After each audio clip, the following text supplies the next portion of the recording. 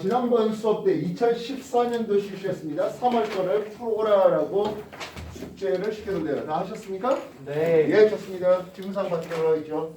몇 번 문제 선택 필요할까요? 17번이요. 17번 이거 훅 넘어가요. 17번 발전소에서 같은 전력을 송전선 A, B로 송전하는데요. 송전 전압에 따른 AB의 손실 전력을 나타냈어요. 그래서 각각 RA, RB를 할 때 전비는 어떻습니까? 라는 질문입니다. 우리가 발전소에서 발전된 전력이 있을 것이야. 발전력을 P라고 하겠습니다. 이게 뭐 VI만큼 한번 써보도록 하죠. 근데 이 발전된 전기를 송전선의 저항을 통해서, 그지? 송전선이 있을 때 저항을 R이라고 하겠습니다. 이 송전선이 저항이 있다 보니까 여기서 손실되는 전력이 있습니다. 이 손실 전력을 P'이라고 할게요. 알겠습니까? 얘는 어떻게 쓰냐고? I제곱 R로 표현되겠습니다.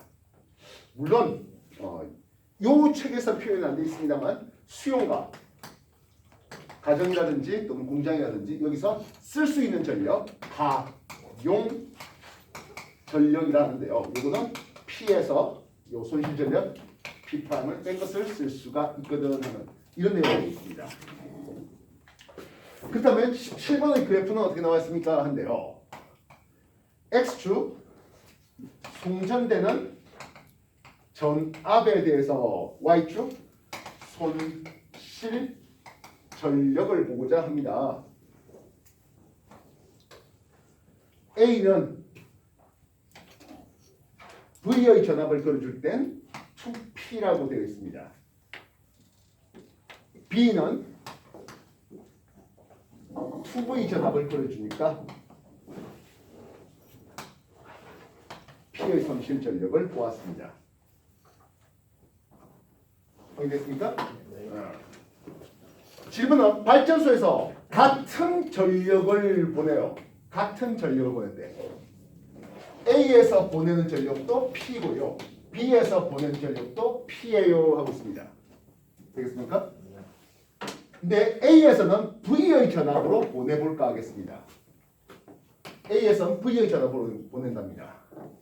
B에서는 2V의 전압으로 보낸다고 합니다.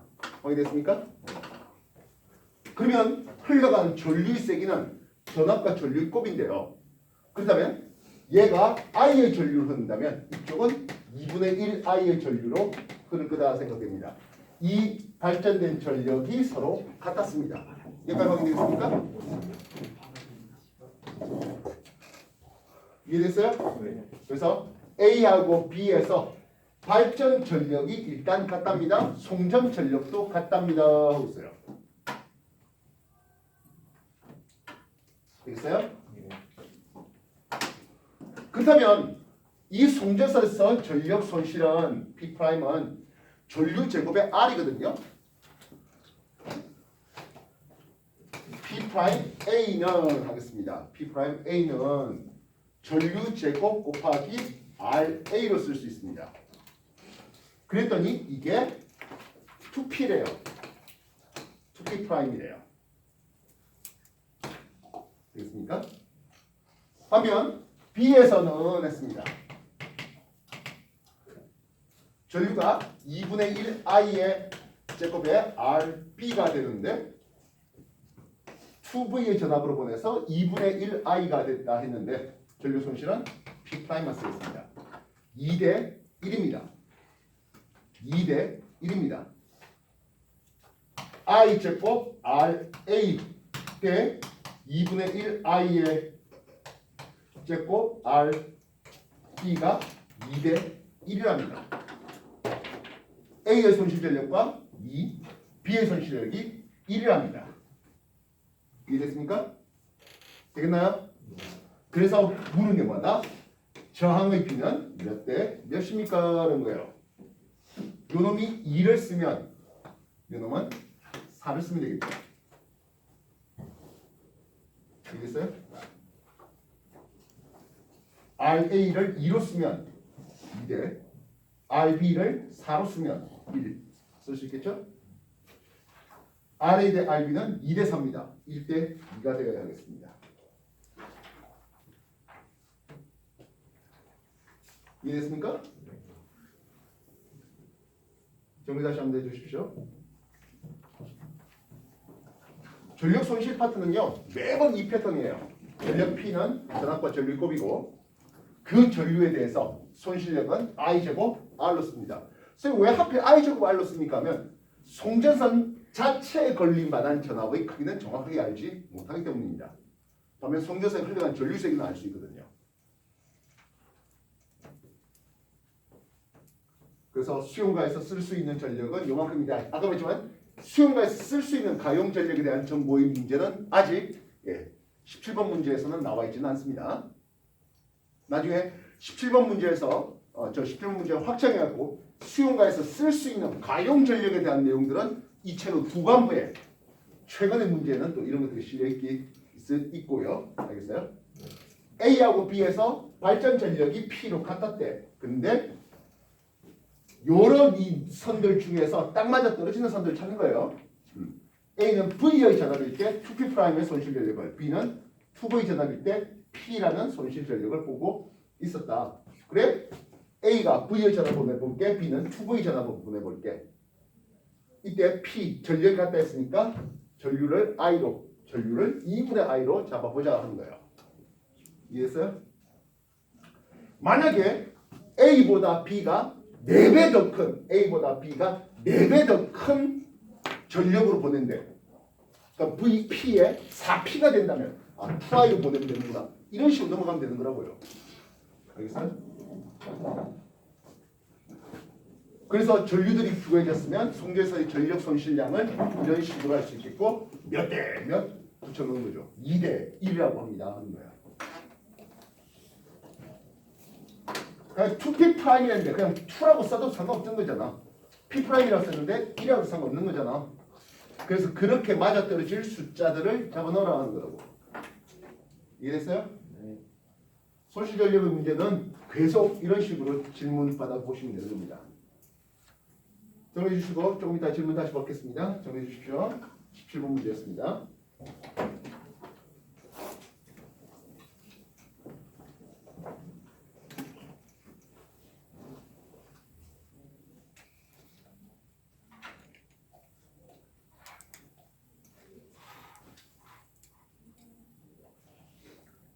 저 말했지만 자기가 안 풀고 이 수업에 참가하면 이 수업의 효과는 안 돼요.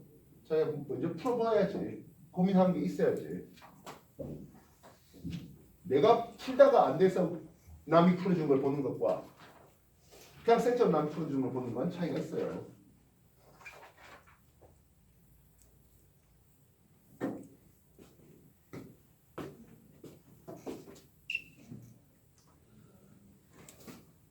자, 17번 얘기해봤습니다. 또 다른 질문 뭐 있을까요? 앞에 페이지가 상관없습니다. 12번 문제예요.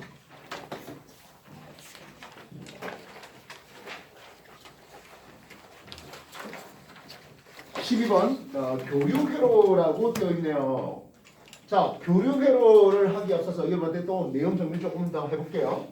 우리가 건전지를 사용한다는 것은 이시 직류전기인데요. 이거는 시간의 흐름에 따라서 전류 또는 전압이 이런 관계식을 보게 되겠습니다. 하면 보통 이렇게 하는 것을 얼터너티브 커런트 하면서 교류전기라는 이름을 씁니다. 얘는 시간에 대해서 전압 또는 전류가 이런 파형을 가지게 해놨습니다. 시간이 있었으니까 요게 주기 t가 되고요. 이 주기 t의 역수가 교류전기의 진동수라고 하고 있습니다. 여러분들 우리나라는 60Hz의 진동수, 즉 1초에 60번 전류방향이 바뀌는 것을 교류전기의 기본으로 삼고 있습니다. 전 세계적으로 다 60Hz일까요? 그렇진 않아요. 70Hz, 72Hz 쓰는 데도 있고요. 50Hz 이런 데도 있습니다. 재밌게도 일본의 반토막 가지고 여기는 50Hz 쓰고 여기는 60Hz 씁니다. 그래서 50Hz짜리 전기기를 60Hz 집어넣으면 잘 동작 안 해요. 물론 대부분의 이제 전기 회사에서 뭐 만들어내면 진동수 주파수 50Hz짜리를 60Hz에 넣어도 될 수 있게, 즉 가용 주파수가 50에서 60Hz 이렇게 해놓은 것들이 있습니다. 여러분들 전기기구 뒤에 보시면, 예를 들어서 아답터 뒤에 보시면 50Hz에서 60Hz 이렇게 돼 있는 것들이 있어요. 이해됐어요? 근데 서구권 일부 국가는 또 72Hz 쓴 데 있거든. 그럼 또 거긴 또 좀 안 된다 하는 뜻이 되겠습니다. 자, 일단은 직류전기였으면은 하겠습니다. 직류전기였으면 여기에 저항을 놔뒀어요. 그럼 전기 잘 흘러갈 거잖아요. 근데 저항 외에 만약에 코일을 놔두면 어떻게 됩니까? 하는 거야. 코일은 보통 이제 L로 이렇게 표현하고 있습니다. 유도 리액턴스라고 XL 쓰고 있습니다.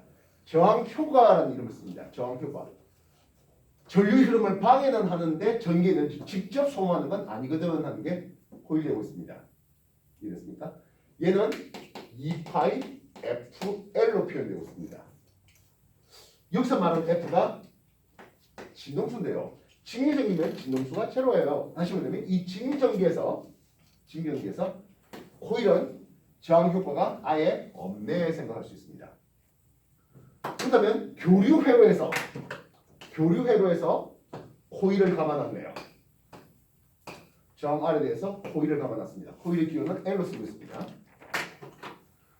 이거 역시 마찬가지 2파이 FL만큼의, 즉 60Hz였다면 2파이 60L만큼의 저항 효과를 가진다라고 되어 있습니다. 이해됐습니까? 만약에 자, 이렇게 쏘는 건 축전기, 콘덴서, 커패시터, L을 쓰고 있는데요. 커패시터에서 역시 마찬가지 용량 리액턴스라 해서 XC를 쓰고 있습니다. XC 얘는 2파이 FC분의 1. C는 전기 용량일 뿐이고요. 신경 쓸 거 없이 이 전기 용량 C나 유도 개수나 이건 신경 쓸 거 없습니다. 뭐가 중요합니까는 바로 요 진동수가 중요하겠습니다. 교류회로의 진동수에 대해서 진동수가 커지면 저항효과가 작아지고 진동수가 작아지면 저항효과가 커지는 코일, 콘덴서의 얘기였습니다. 이해됐나? 되겠어요? 그래서 만약에 이쪽에서 넣어주는데 주파수가, 진동수가 작은 놈이면 얘는 진동수가 작으면 저항효과가 커져요. 진동수가 작은 놈이면 이쪽으로 잘 흘러가게 됩니다. 이해됐어요? 그래서 코일은 진동수가 작은 저주파를 잘 통과시키는 놈입니다. 반대로 고주파는 잘 통과시키지 못한다는 뜻이에요. 하면 진동수가 큰 놈이 와요. 고주파가 와요. 얘는 고주파를 잘 통과시키지 못하니까 오히려 진동수 큰 놈이 잘 통과시키죠. 축전기, 콘덴서는 진동수가 큰 고주파를 잘 통과시킵니다. 뜻 이해되겠습니까? 이해됐어요? 정리해 주십시오.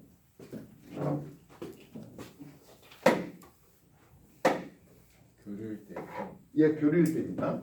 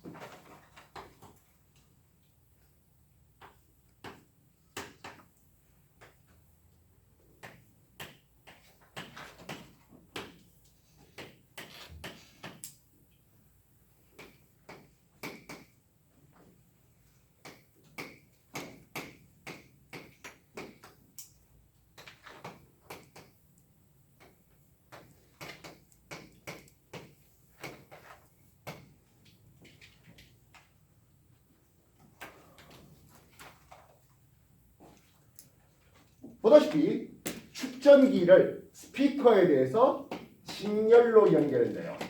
축전기를 스피커에 대해서 병렬로 연결한 것을 보았습니다. 이해됐습니까? 반면 얘는 코일이에요. L은 코일이라는 이름을 쓰고 있는데요. 유도 개수라는 이름을 씁니다. 코일을 스피커에 대해서 직렬로 연결시켰고 역시 마찬가지 코일을 스피커에 대해서 병렬로 연결시킨 것을 보았습니다. 이해됐습니까? 그랬을 때 진동수가 큰 놈과 진동수가 작은 놈을 음성 신호로 한번 보내봤습니다. 그럼 어떤 일이 벌어집니까? 네요. 진동수가 큰 얘는 XC는 2파이 FC분의 1에서 진동수가 크면 저항이 작아진 저항 효과가 작아져요. 그래서 진동수가 큰 놈은 잘 통과돼요. 이해됐습니까? 그럼 이 스피커는 진동수가 큰 고음이 잘 들어와요. 고음용 스피커다라고 할 수 있습니다. 이해됐습니까?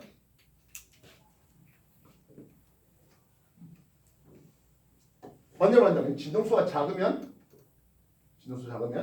잘 못 통과되죠. 이해됐어요?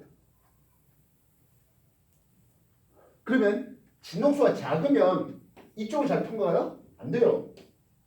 진동수가 작으면 이렇게 오는 거죠.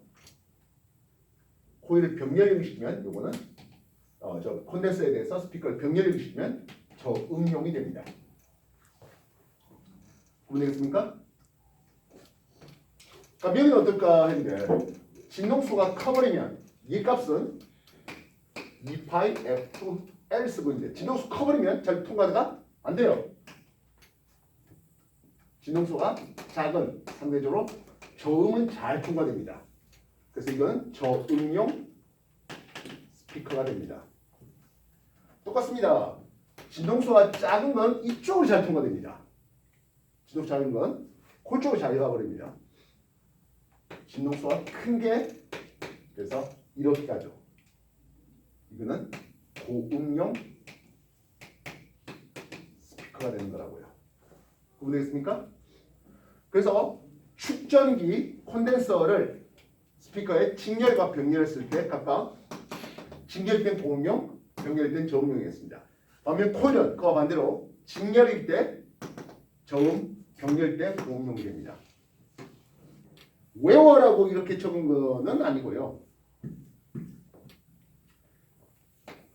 코일에서의 저항 효과가 2파이 FL 이렇게 쓰겠고 축전기 콘덴서에서 저항 효과는 2파이 FC 분의 1 되겠습니다. 진동수에만 포커스 맞춰서 보시라고요. 어차피 전기 용량을 바꾸거나 또는 길이 L을 바꾸는 건 여러분한테 지금 당장 기대하는 문제는 아니에요. 알겠어? 그래서 진동수가 컸을 때 잘 통과시키는 것과 진동수가 작았을 때 잘 통과시키는 것들 여기에 대해서 신경 써달라 하는 문제입니다. 다시 한번 정리해 주십시오.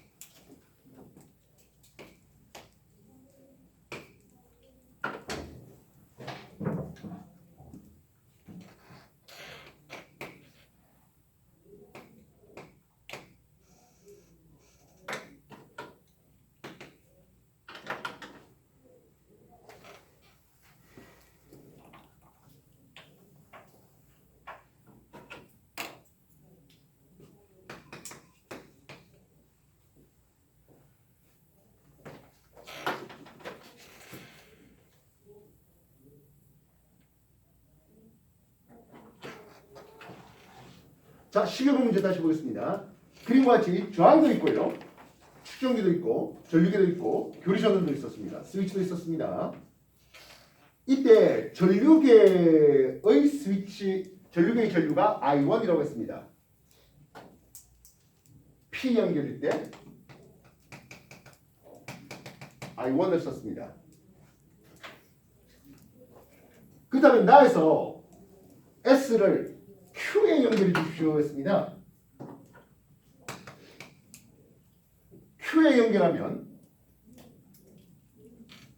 어쨌든 콘덴서를 지나가야 돼요. 축전기 지나가야 돼요. 축전기의 저항 효과가 X, C만큼 있습니다. 저항 효과가 있다는 것은 이 저항 대비 전류의 흐름이 줄어들죠. 이해됐어요?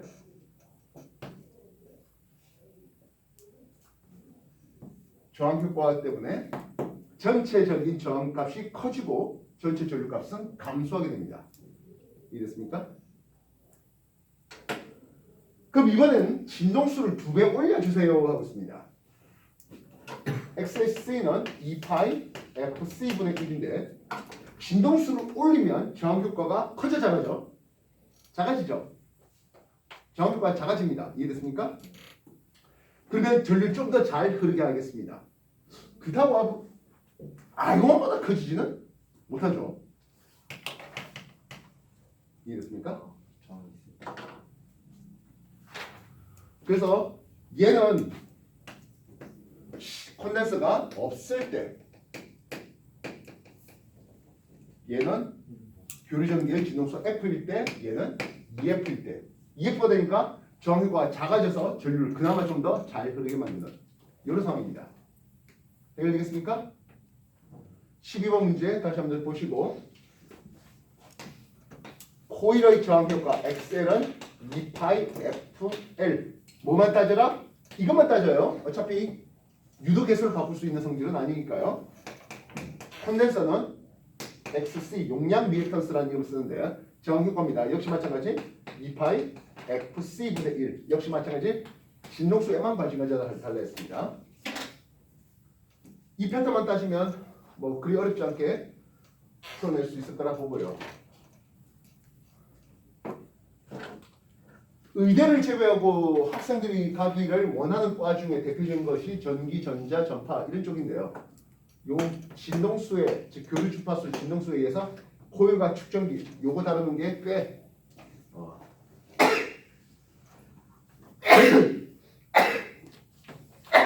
그 과에서 필요한 내용이 되겠습니다. 12번 해봤습니다. 다시 한번 정리해 주십시오. 요 고응용 저응용은 앞으로 계속 물어볼 문제일 것 같습니다.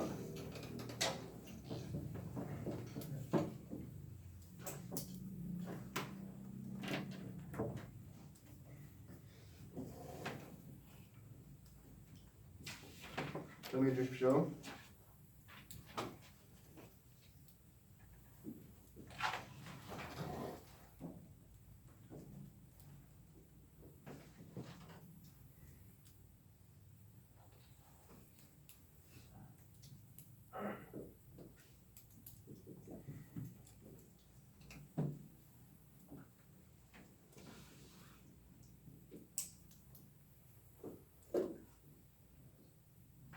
자, 12번 외에 또 다른 질문 뭐 있을까요? 19번 문제예요.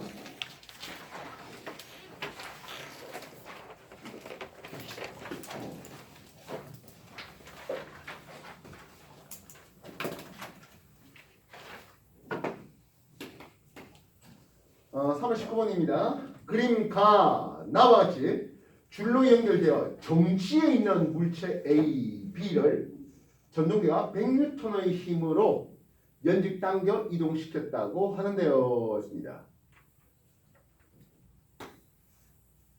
지금 B 2kg짜리였고요. 3kg이네.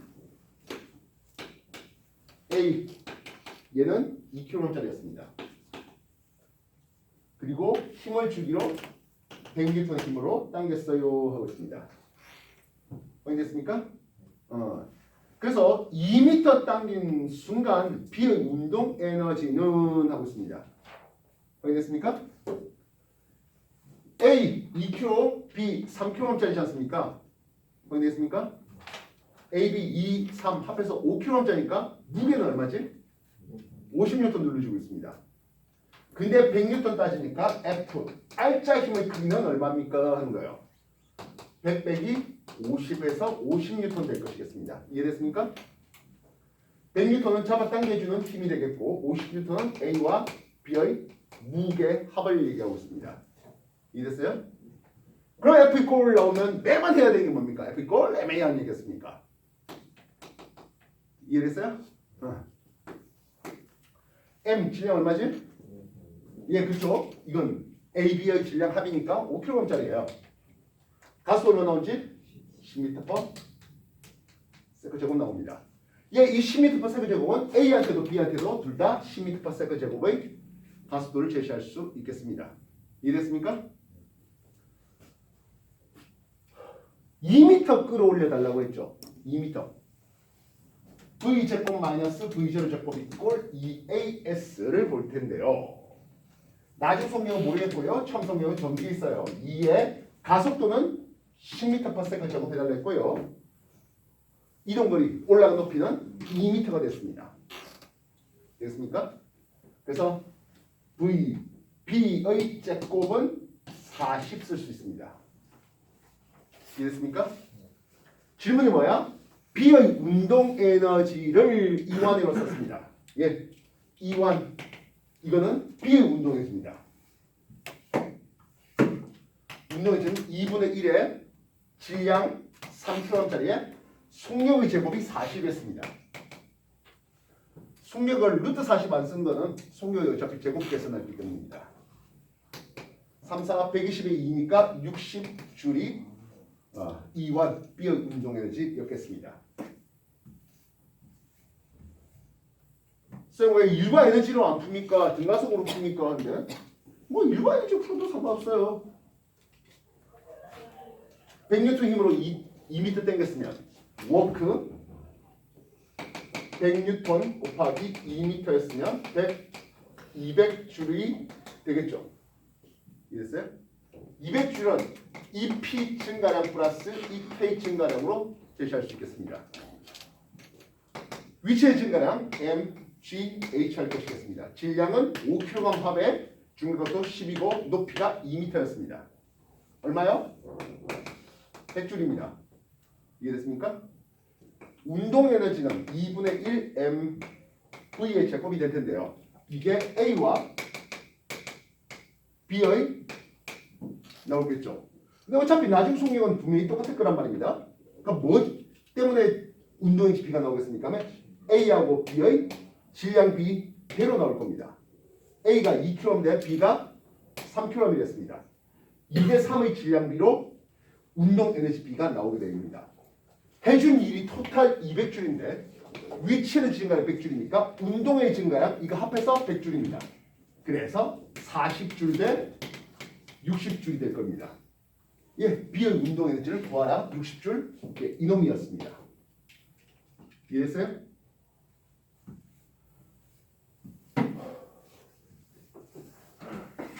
그래서 일과 에너지로 하든 등가속으로 하든 입만 맞는 대로 하시면 되는 거예요. 무조건 이 방법으로 그런 건 없어요. 알겠어요? 물론 여러분들한테 드렸던 요 문제는 해설지가 있다 보니까 그 해설지를 봤을 때 뭐 이 방법 풀든지 뭐 그거는 하나의 방법이 제시될 겁니다. 요 입만 맞는 대로 알겠어요? 그러면 이번에 나의 케이스였죠. 나의 케이스는 B만 준비하랍니다. 앞에 이게 가의 케이스였어요. 나의 케이스는 B만 준비하고 3kg짜리입니다. 되겠습니까? B만 준비하고 힘을 당겼습니다. 얼마 당기라고? 100N 당기라고 하고 있습니다. 역시 얼마만큼 올라갔을 때 2m 올라갈 때 B의 운동 에너지를 구해 주십시오 했습니다. 알겠습니까? 100N 곱하기 2m 당긴 게 해준 일입니다. 얼마요? 200줄입니다. 요 200줄은 운동의 증가량과 위치의 증가량으로 표현될 수 있겠습니다. 위치의 계산해볼까? 질량 3, 중력도 10, 높이 2됩니다. 얼마죠? 60줄이죠. 됐습니까? 그럼 나머지 운동의 증가량이 얼마 나와야 될까요? 그렇죠? 이건 140줄 나와야 됩니다. 이해됐어요? 이게 우리가 원했던 E2입니다. 이해됐습니까? 예, 그래서 60대 140 잡아주면 되겠습니다. 그러므로 E1 대 E2 60대 140 잡아주면 됩니다. 3대 7 정도 하면 산수 계산이 될 것 같습니다. 되겠어요? 5대 9. 어?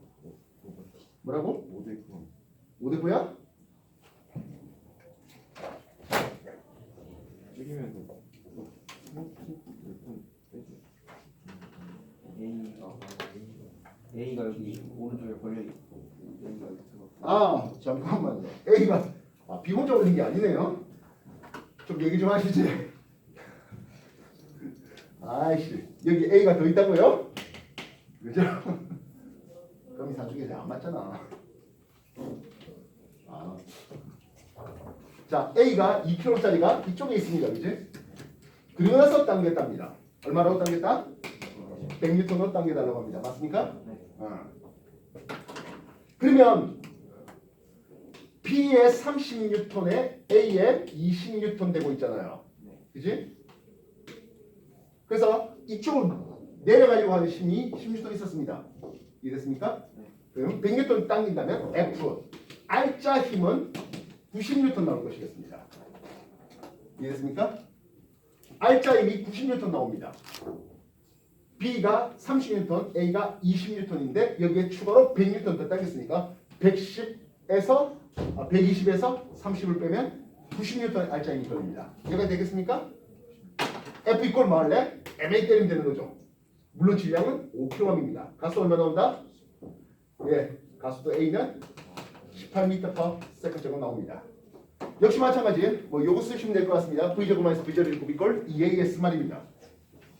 나중 성격 모르겠고요. 참 성격 제로를 했습니다. 두 개의 가속도가 18이고요. 변이 2m만 땡겨달랍니다. 이해됐습니까? 4 곱하기 18만큼 나옵니다. 되겠습니까? V의 제곱이. 그러면 이 2라고 하는 것은 비운동이잖아요. 2분의 1의 질량 3의 속력 V의 제곱이 4 곱하기 18 나옵니다. 확인됐습니까? 그래서 2분의 1 지우면 2가 되죠? 됐습니까? 그래서 60대 3 곱하기 3, 2, 18이니까 결국엔 10대 6으로 약분되면 18 될 수 있을 것이었습니다. 되겠습니까?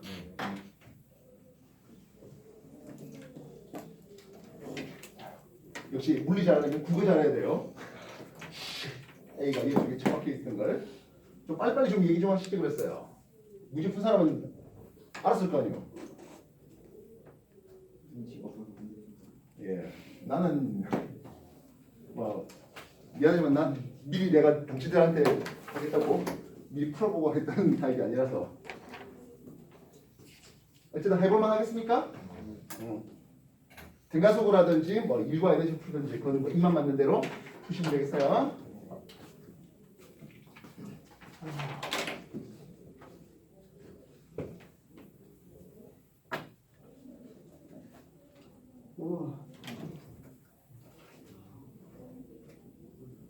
자, 19번 얘기를 해봤습니다. 또 다른 질문 뭐 있을까요?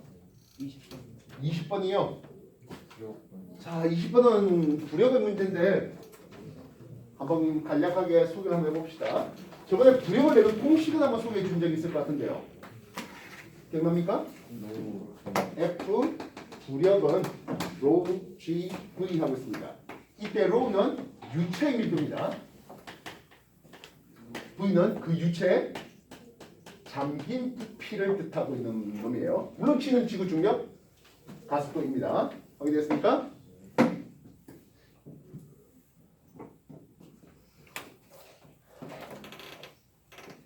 그림과 같이 손저울에 물을 담긴 통과 추를 매달았어요.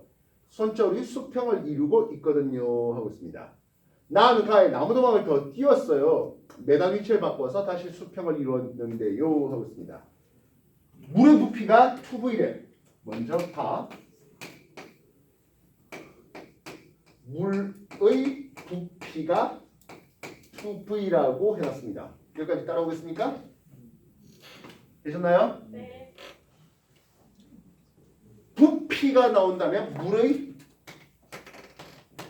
질량이 나올 것 같아요. 질량은 밀도와 부피를 곱하면 됩니다. 이해됐습니까? 우리가 밀도라는 의미는 밀도라는 것은 부피분의 질량이 되잖아요. 이해됐어요? 그래서 부피 곱하기 밀도가 되면 물의 질량이 나옵니다. 되겠습니까? 부피 곱하기 2V 곱하기 밀도 를 곱하면 물의 질량이 나옵니다. 그러면 물의 무게를 한번 물어볼까 싶습니다. 무게는 어떻게 쓰지? 무게는 중요한 크기 아니겠습니까? mg 쓰면 되는 거죠. 질량에다가 단지 지구 중력가수만 곱하면 돼요. 2v에 rho g를 곱하면 돼요. 여기까지 따라올까요?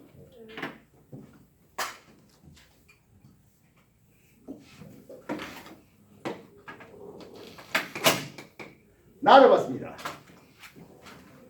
나는 원래 물이 2V만큼 있었었죠.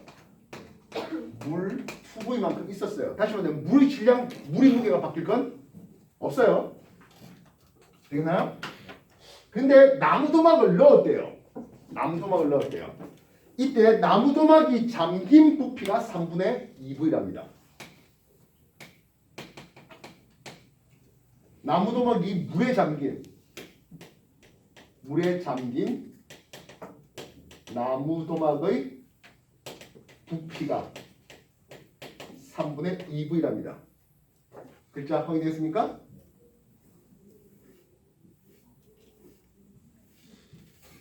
일단 먼저 퀘스천 하나 드릴게요. 이 나무도막에 걸린 알짜이면 얼마일까요? 이 나무도막에 걸린 알짜이면 얼마일까요? 0. 그렇죠. 정지 있잖아요. 0이에요. 왜 정지 있을까요? 하는 부분이죠. 나무도막의 분명히 중력이 작용할 겁니다. 나무의 무게, 결국엔 나무에 걸릴 중력이죠. 이해됐습니까? 네. 중력으로 나무도막을 내리려고 하는데 안 내려가. 왜 그럴까? 떠받치는 나무에 걸릴 부력이 무슨 관계로? 평형관계로 하겠습니다. 따라서 나무도막의 무게, 나무도막의 중력이 얼마인가 하는 것은 나무도막에 걸릴 부력의 크기로 계산해 주시면 됩니다. 물의 밀도 rho가 있겠고요. 중력도 g는 그대로 쓰겠습니다. 부피 얼마요? 3분의 2v 말입니다. 여기까지 되겠습니까? 따라서 나무도막에 걸릴 중력, 나무도막의 무게는 3분의 2 rho g v가 나오고 있습니다. 되셨나요? 그렇다면 이 물의 무게는 얼마입니까? 어차피 이거와 똑같잖아요. rho g v의 얼마? 2배죠. 2배의 rho g v가 걸리고 있습니다. 이해됐어요? 그러면 이거 두 개 합친 총 무게 요거는 3분의 8 rho g v가 됩니다.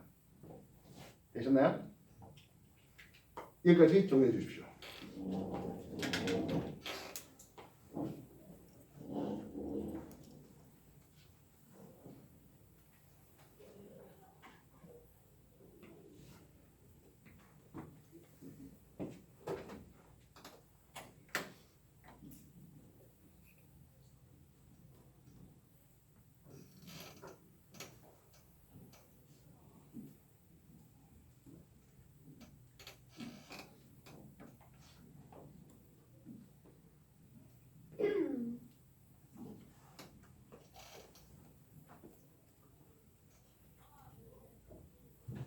가의 물만의 무게와 나에서 물 플러스 나무의 무게 합을 제시했습니다.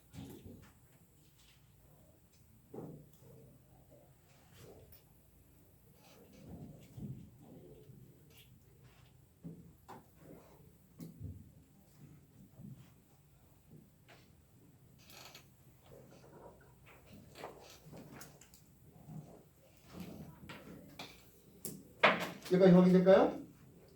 됐습니까? 자, 여러분들 여기에 어떤 웨이트만큼이 있었다고 해볼게요. 웨이트만큼이 있었다고 해봅니다. 받침점까지 A 대 힘점까지 거리 B. 이쪽에서 내가 힘 F를 눌러줘서 이 무게를 들어올리겠대요. 이 힘 F는 어떻게 쓸 수 있습니까? 하네요. B분의 A의 웨이트 이렇게 쓸 수 있습니다. 이해됐습니까? 그러면 이 웨이트가 좀 더 무거워지면 B의 길이를 좀 더 늘리면 되겠죠. 말씀이 이해됐습니까? 되겠나? 지금 가와 나의 그림을 한번 잘 보시면 여기가 받침점이 되어 있는 부분이고요. 여기가 바켓스가 있었습니다. 이 바켓스는 2 rho GV의 무게였습니다. 이쪽은 3분의 8 rho GV의 무게였습니다. 이 A의 길이는 바뀌지 않는 상태에서 이해됐습니까? 힘 F를 누르는데 힘 F가 결국엔 F는 Q에 걸린 무게입니다. 이 길이가 B였다면 이 길을 좀 더 늘려야 될 것이겠습니다. 똑같은 힘 F로 누르기 위해서는요. 되겠어요? 맞다겠습니까? 이 무게가 크면 클수록 B는 더 길어야 됩니다. 이랬어요? 무게 B가 몇 대 몇입니까? 이거는 3분의 6 로지 V잖아. 무게 B가 6대 8이에요. 되겠어? 예, 그러면 B의 길이는 3대 이쪽은 4가 됐으면 되겠죠. 이해됐어요? 무게 B가 6대 8, 3대 4가 되니까 길이를 더 길게 잡아야 돼요. 3대 4로 잡아야 돼요. 말뜻 이해될까요? 정리해 주십시오.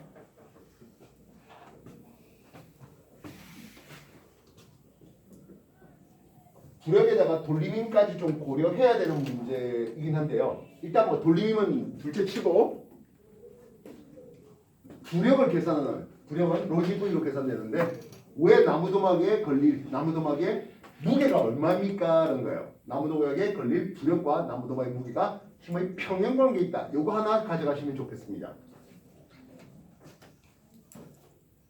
여러분들 중학교 1학년 정도에 부력에 대한 정보가 정규 과학 1학년, 중학교 1학년에 나옵니다. 로지 V 10 자체는 없어도 물에 잠긴 부피가 클수록 유체의 밀도가 클수록 부력이 크게 걸린다 하는 그런 메뉴는 나와요. 너무 옛날이니까 그거를 이제 수식화시킨 게 요거라서 그래서 여러분한테 수식화시킨 요 부력을 직접 계산시켜 보려고 한번 소개했던 겁니다. 정리해 주시기 바랍니다. 이거 정리해 주십시오.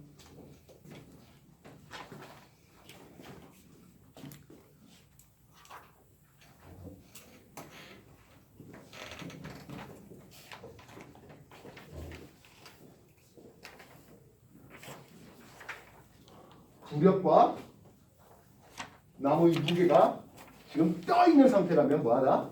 평행관계예요. 되겠습니까? 완전히 잠겨서 바닥에 가라앉으면 그건 아니고요.